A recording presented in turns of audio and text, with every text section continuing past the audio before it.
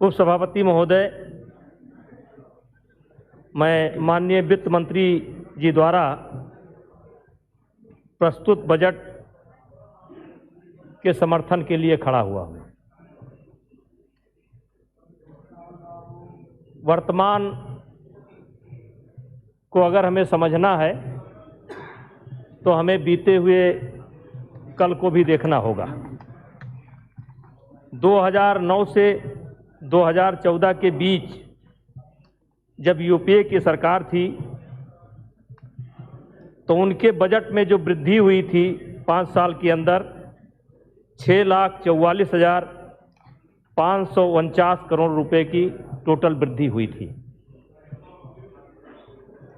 लेकिन 2014 से 2020 के बीच मोदी जी के सरकार ने जो बजट प्रस्तुत किया है उसमें जो वृद्धि हुई है 12,42,338 करोड़ रुपए की वृद्धि हुई है। उपाध्यक्ष महोदय, मैं अपने भाषण की शुरुआत एक छोटी सी कहानी से करना चाहता हूँ। समुद्र के किनारे एक कोई सज्जन टहल रहे थे तो उन्होंने देखा कि एक बच्चा समुद्र के लहर के साथ जब कुछ मछलियां बह करके आती थीं तो उनको पलट करके वो समुद्र के अंदर फेंक देता था। उन सज्जन से रहा नहीं गया और उन्होंने पूछा कि जब एक लहर के साथ लाखों मछलियां बह करके किनारे पर आती हैं तो आप ये 2-4 मछलियों को जो फेंक देते हो इससे क्या फर्क पड़ता है? तो उस बच्चे ने ये उत्तर दिया कि ना आपको फर्क पड़ता है ना मुझे फर्क पड़ता है, लेकिन जिन मछलियों को मेरे कारण दोबारा जीवन मिल जाता है उन्हें फर्क जरूर पड़ता है।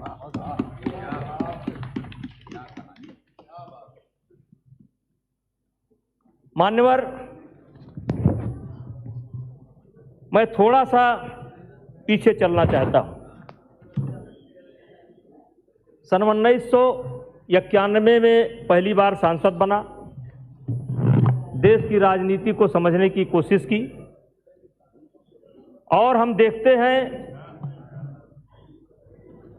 कि सन 1984 में राजीव गांधी जी की पूर्ण बहुमत की सरकार बनी थी। लेकिन 84 के बाद 89 चुनाव हुआ, सरकार बनी लेकिन किसी को पूर्ण बहुमत नहीं मिला।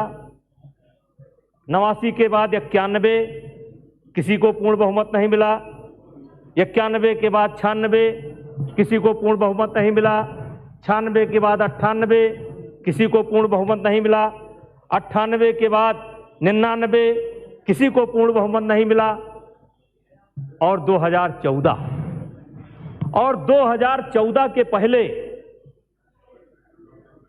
मैं चाहूंगा कि आप इसको अन्यथा न लें, लेकिन देखें देश की स्थिति क्या थी। कुछ बुद्धिजीवी लोग कहते थे कि संविधान में कहीं ना कहीं कोई दिक्कत है और कुछ लोग ये कहना शुरू कर दिए थे कि शायद अब इस देश के अंदर किसी पार्टी की पूर्ण बहुमत की सरकार नहीं बनेगी। चिंता होने लगी थी, निराश हो गए थे लोग, राजनीति से निराश थे, राजनीतिक दलों से निराश थे और इसीलिए किसी को पूर्ण बहुमत नहीं मिली। लेकिन 2014 में चुनाव होता है, प्रधानमंत्री जी के नेतृत्व में देश की जनता विश्वास करती है और पूर्ण बहुमत की सरकार 32 साल के बाद बनती है। यह भी अपने आप में एक बहुत बड़ा परिवर्तन है।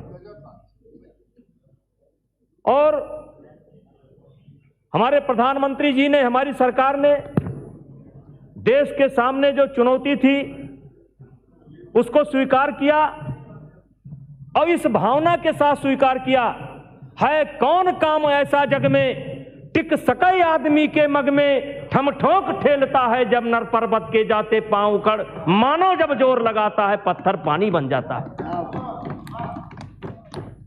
और मान्यवर कुछ लोगों को नहीं दिखाई पड़ता, नहीं समझ में आता, उनको कोई समझा भी नहीं सकता। जैसे आज सीए की चर्चा चल रही है,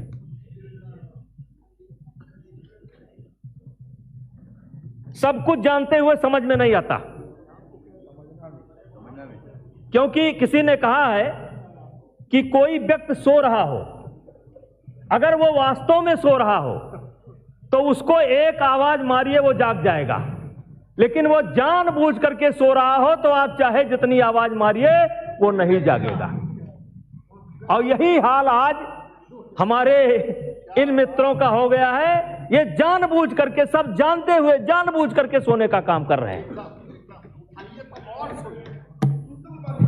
और इसलिए मैंने कहा कि इनको नहीं फर्क पड़ता साहब, ना फर्क पड़े, लेकिन आयुष्मान योजना के कारण 10 करोड़ परिवारों की जिंदगी में फर्क आया है। इस बात को आप मान लीजिए, आपको फर्क पड़े या ना पड़े। किसान सम्मान निधि, किसान सम्मान निधि 12 करोड़ परिवारों को फर्क पड़ा है।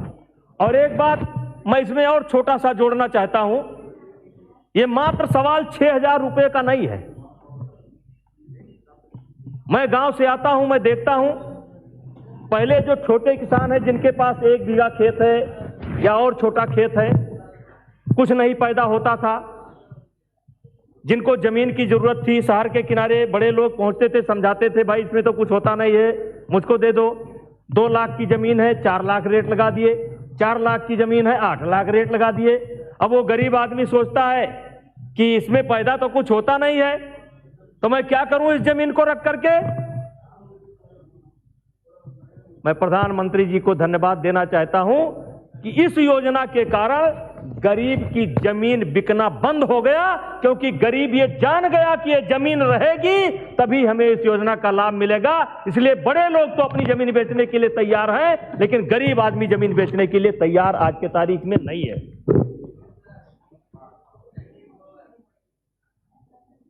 37 करोड़ लोगों के खाता खोलेंगे। अब हो सकता है किसी को फर्क पड़े या ना पड़े, लेकिन जिन लोगों का बैंक से रिश्ता बना है उनको तो फर्क पड़ा। इसी लोकसभा के अंदर राजीव जी प्रधानमंत्री थे, उन्होंने कहा था कि मैं 1 रुपया जब भेजता हूं तो 10 पैसा पहुंचता है, 15 पैसा पहुंचता है। उस सच्चाई को उन्होंने स्वीकार किया था। 25 पैसा पहुंचता है, लेकिन उन्होंने स्वीकार किया था कि जो हम भेजते हैं वो आम आदमी के पास जिनके लिए हम भेजते हैं उसको नहीं पहुंचता है। लेकिन आज डीपीटी के द्वारा, डायरेक्ट बेनिफिट ट्रांसफर योजना के तहत आज 65,000 करोड़ रुपए इस देश का बचा है। इस बात को सब स्वीकार करेंगे और कहीं ना कहीं उस परंपरा में मंदी आने का काम हुआ है। आज उज्ज्वला योजना के कारण अब भाई ना फर्क पड़े, लेकिन 8 करोड़ परिवारों की जिंदगी में फर्क पड़ा है। आज विद्युत के क्षेत्र में यही काम हुआ। मातृत्व बंधन योजना 6,000 रुपया, इसके कारण भी फर्क पड़ा है। और एक जिस पर निगाह ही नहीं जा रही है, पहले हम कोई भी आवेदन करते थे, कोई भी आवेदन करते थे तो हमें एक शपथ पत्र बनवाने के लिए कचहरी में जाना पड़ता था, तहसील में जाना पड़ता था। और एक सर्टिफिकेट बनवाने का मतलब 500 या 1000 और कम से कम 2-4 घंटे बेकार, 2-4 दिन। आज कल्पना किया जाए कि इस देश के अंदर एक दिन में कितने शपथ पत्र बनते थे, एक झटके में उसकी आवश्यकता को इस सरकार ने समाप्त कर दिया। इसी प्रकार से अगर हम अब जैसे 370 अब 35 से, अब भाई किसी को फर्क पड़े या ना पड़े, लेकिन 89 में मार मार करके रातों रात जिनको भागना पड़ा था जम्मू कश्मीर से, उनको तो फर्क पड़ा। 42,000 नौजवान जिसकी रक्षा के लिए शहीद हो गए, उनको तो फर्क पड़ा। इसी तरीके से राम जन्मभूमि का प्रकरण इतने दिनों से लंबित था। हमारे विरोधी पूछते थे कि बीजेपी के लोग नारा लगाते हैं कि राम लला हम आएंगे, मंदिर वहीं बनाएंगे, तारीख नहीं बताएंगे। अब भाई हो सकता है किसी को फर्क पड़ा हो या ना पड़ा हो, लेकिन जो लोग कई सौ वर्ष से उम्मीद लगा करके बैठे थे, हाँ आपको भी फर्क पड़ा है आपको भी फर्क पड़ा है, आज उनको फर्क पड़ा है। 3 तलाक, कुछ लोग नाराज हो जाएंगे। 84 में ही राजीव जी की पूर्ण बहुमत की सरकार थी। ये हमारे कानून मंत्री जी बैठे हैं, साहबानों को न्याय मिला था, एक महिला को न्याय मिला था। हमारे ही जिस लोकसभा क्षेत्र से आज हम सांसद हैं, आरिफ मोहम्मद खान, जो आज गवर्नर हैं, कांग्रेस के अच्छे नेताओं में थे, राजीव जी के बड़े करीबी थे, या कांग्रेस परिवार के बहुत करीबी थे। लेकिन एक बार सच्चाई उनके जुबान पर आ गई तो उनको कांग्रेस से बाहर का रास्ता देखना पड़ा। आज ऐसी महिलाओं को भी हम लोगों ने न्याय देने का काम किया है। और बात तुष्टीकरण की है, हाँ ठीक। आज हमारे राहुल जी, एक टेप चल रहा था Rafale Rafale Rafale, supreme court ने उस पर थोड़ा सा हमको लगाता है बैन कर दिया, बंद कर दिया। वो टेप जो है बंद हो गया। अब एक टेप चल रहा है उनका, बेरोजगारी बेरोजगारी बेरोजगारी। मैं बड़े मन से, खुले मन से पूछना चाहता हूं और उपाध्यक्ष जी कहना चाहता हूं, किसी ने कहा है दर्द कौन लेगा। यह एक दिन की समस्या नहीं है, हम भी मानते हैं बेरोजगारी एक समस्या है, लेकिन दर्द कौन लेगा ये बताया जाए। लोग सब चले गए, बाजार उठाया जाए, अकेले मेरा गुनाह नहीं है साहब, अंधेरा बोला, अदालत में रोशनी को भी बुलाया जाए। एक दिन की समस्या नहीं है, अदालत में रोशनी को भी बुलाया जाए। आधे अधूरे मन से कोई लड़ाई नहीं जीत सकता है। और हमारे सामने जो विपक्ष बैठा हुआ है, उसके सामने एक यही दिक्कत है कि आधे अधूरे मन से हर काम को करने की कोशिश करता है, और हर काम को करने की कोशिश किया और इसीलिए समस्याओं का एक अंबार लग गया। और हमारे प्रधानमंत्री जी ने आश्वासन दिया है कि इस समस्या का समाधान भी हम ही करेंगे। और मुझे विश्वास है और भारतीय जनता पार्टी को विश्वास है कि ये टेप भी हम आपका जल्द बंद करेंगे। ये टेप भी ज्यादा दिन तक चलने वाला नहीं है, लेकिन ये समस्या हमारी देन नहीं है। और मैं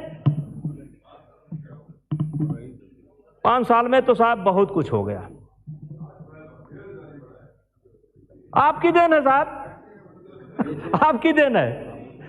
और इसलिए मैं वित्त मंत्री जी द्वारा प्रस्तुत किए बजट का समर्थन करता हूं और अपनी बात को समाप्त करता हूं। अरे 15 मिनट कहे थे, 15 मिनट घंटी